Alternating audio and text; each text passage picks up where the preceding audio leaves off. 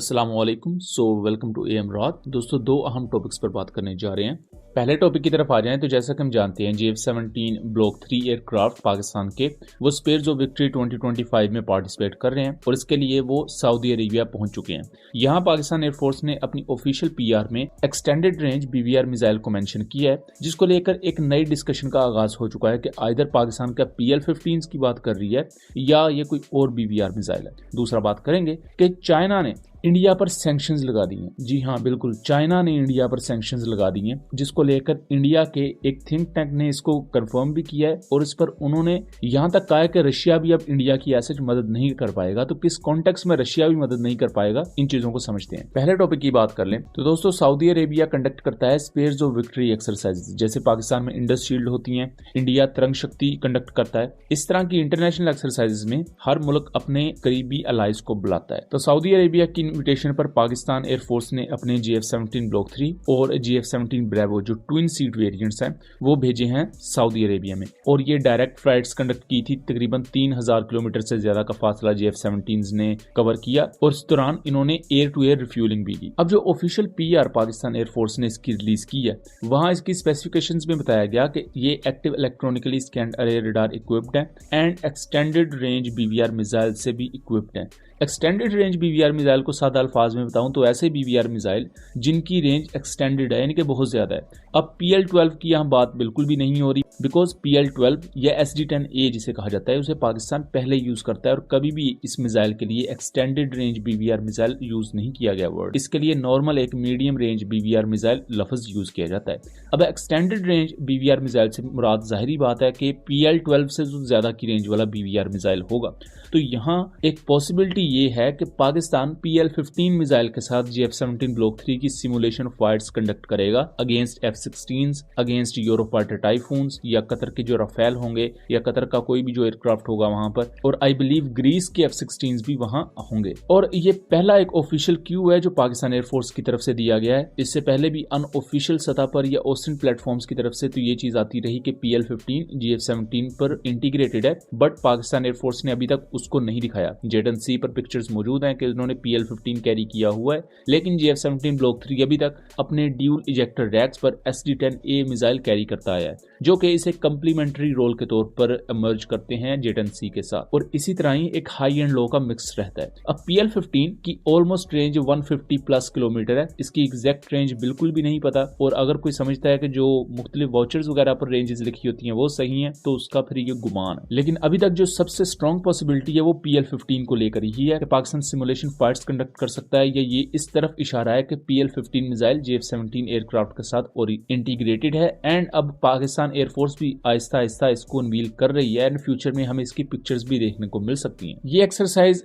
GF-17 की export के लिए अच्छी हो सकती है, वो इस कॉन्टेक्स्ट में कि इस एक्सरसाइज में इराक भी हिस्सा ले रहा है और कुछ दूसरे कंट्रीज के ऑब्जर्वर भी हिस्सा ले रहे हैं। जैसा कि पाकिस्तान की इंडस शील्ड थी तो मेन सिर्फ 3-4 मुल्क हिस्सा ले रहे थे, लेकिन तकरीबन 10 से ज्यादा मुल्कों ने अपने ऑब्जर्वर भेजे थे, अपनी टीम्स भेजी हुई थी। उनका काम इस पूरी एक्सरसाइज को ऑब्जर्व करना था और उसके साथ साथ जो पाकिस्तान का दूसरा इक्विपमेंट था, पाकिस्तानी ऑफिशियल्स के साथ मुलाकातें करना।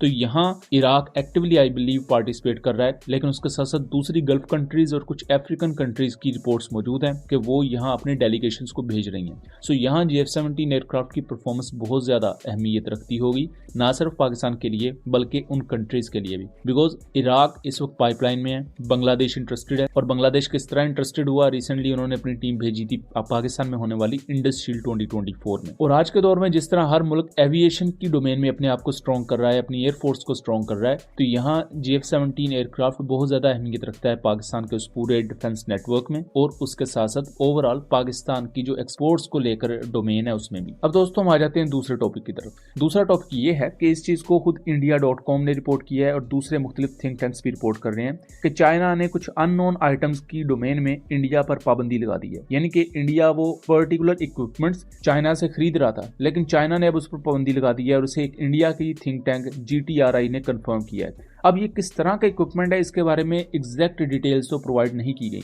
लेकिन हाँ इसको रिलेट किया जा रहा है कि ये इलेक्ट्रॉनिक्स की डोमेन में कुछ इक्विपमेंट था जो इंडिया के लिए बहुत ज़्यादा क्रूशल था और उस पर चाइना की पाबंदी के बाद इंडिया की उस पर्टिकुलर इंडस्ट्री में रुकावटें आई हैं। अब इलेक्ट्रॉनिक्स की डोमेन में अगर ये इक्विपमेंट था तो हम सब जानते हैं कि इलेक्ट्रॉनिक चिप्स और इलेक्ट्रॉनिक का सामान और इलेक्ट्रॉनिक इक्विपमेंट मिलिट्री में बहुत ज़्यादा वाइडली यूज होता है। और इससे पहले ये भी चीज़ें क्लेम हुई हैं कि इंडियन ड्रोन्स में जो छोटे इंडिया के क्वाडकॉप्टर्स हैं उनमें भी कुछ चाइनीज इक्विपमेंट यूज होता रहा है। यहाँ इंडियन साइड ही खुद गवर्नमेंट पर और दूसरे अथॉरिटीज पर तनकीद इस कॉन्टेक्स्ट में कर रही है कि एक तरफ आप चाइना से इतना ज्यादा लड़ भी रहे हैं, चाइना के साथ बॉर्डर डिस्प्यूट है, कुछ जो छोटी बात नहीं है, चाइना इंडिया के बहुत से इलाकों पर अपना हक जताता है। दूसरी तरफ आप चाइना से ही चीजें खरीद के अपने की इंफ्रास्ट्रक्चर में लगा रहे हैं। कल को चाइना उसी की इंफ्रास्ट्रक्चर को हैक कर सकता है, उसमें मैनिपुलेशन कर सकता है। हमने पेजर अटैक देखे हुए हैं मिडिल ईस्ट में। तो यहाँ एक ग्रेव कंसर्न इंडिया की नेशनल सिक्योरिटी पर उठ रहा है। उसके साथ साथ GTRI के ऑफिशियल ने यहाँ तक क्लेम किया है कि इन सैंक्शंस को रशिया भी नहीं हटा पाएगा, ये इसमें रशिया मदद नहीं कर पाएगा, क्योंकि जो इक्विपमेंट इंडिया चाइना से ले रहा था उसका सब्सटीट्यूट रशिया ने भी नहीं अभी तक बनाया ऐसा जो इंडिया को चाहिए, जो इंडिया की रिक्वायरमेंट है।